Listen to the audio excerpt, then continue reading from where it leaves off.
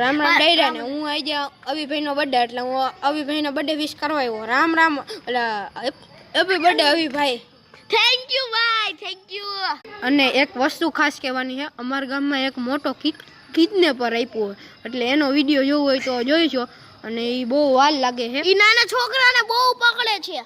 હા અને એને કાયમ હિંજ આવે એ વાય જોવો.